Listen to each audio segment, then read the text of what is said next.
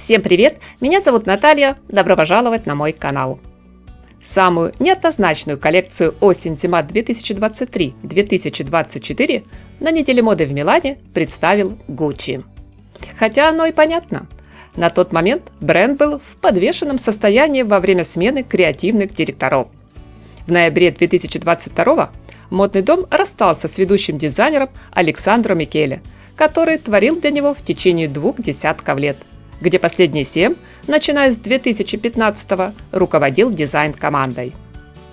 Благодаря эклектичным деталям, а также смешению жанров и направлений, балансируя между эксцентричностью и классикой, Микеле сумел вдохнуть новую жизнь в Gucci, когда модному дому это было так нужно.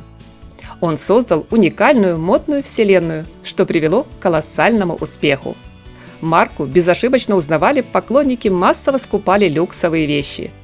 Но последние пару лет интерес к Gucci стал падать. В обществе заговорили об усталости руководства и отсутствии свежих идей. А значит, пришла пора выбрать нового лидера.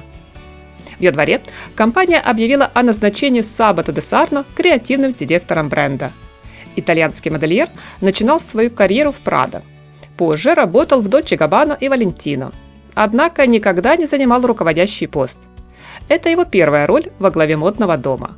Свою дебютную коллекцию «Весна-2024» ведущий дизайнер представит в рамках следующего недельного марафона в Милане. А сегодня нам с вами, друзья, Gucci предложил что-то вроде сборной солянки. Над нынешней коллекцией поработала штатная команда дизайнеров, опираясь на прошлые наработки бренда. Нужно же чем-то заполнить витрины и полки магазинов, пока в продажу не поступят шедевры нового креативного директора дома. На первый взгляд, похоже, неплохо получилось. Это все тот же Gucci.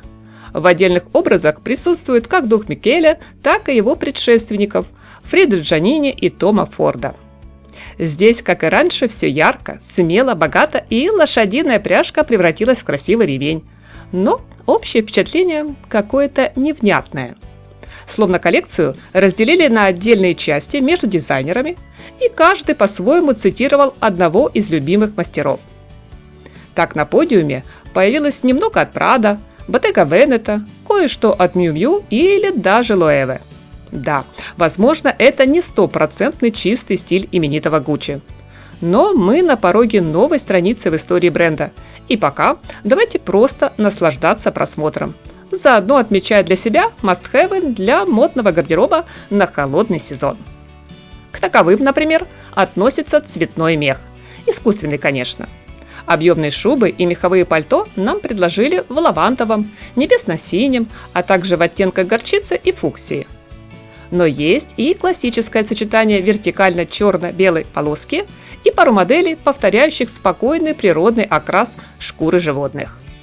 Роскошный мех в малиновом, мятном, огненно-красном тоне расположился на черных и серых пальто оверсайз.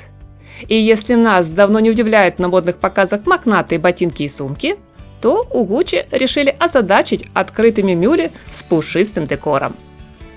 На грядущие холода намекают и мохеровые свитеры. Для наших широт подойдет максимально длинный и теплый, но дизайнеры бренда чаще склоняются в пользу укороченных вариантов, среди которых фасон поло, безрукавка с высоким воротом, свитер на одно плечо. Сочетать эти вещи предлагается с расклешенными брюками на низкой талии, либо с тонкой прозрачной юбкой-карандаш. В общем, вы все увидите при дальнейшем просмотре коллекции. Ансамбль можно дополнить цветными колготками, подтянув их максимально вверх так, чтобы они выглядывали из-под пояса юбки. Подобный стильный трюк нам ранее представила Miuccia Prada в линейке Miu Miu.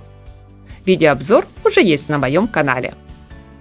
Следующий трендовый элемент – облегающий топ из тончайшего трикотажного полотна, который у Gucci советуют носить без нижнего белья. Эта же рекомендация касается прозрачной блузки, голого платья, усыпанного кристаллами, сетчатых нарядов с пайетками.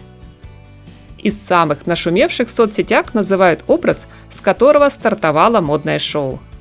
Помимо узкой атласной черной юбки макси и длинных кожаных перчаток, на модели был надет достаточно смелый бра-топ. Он едва держался на тонких металлических цепочках, а непосредственно грудь прикрыл логотип компании.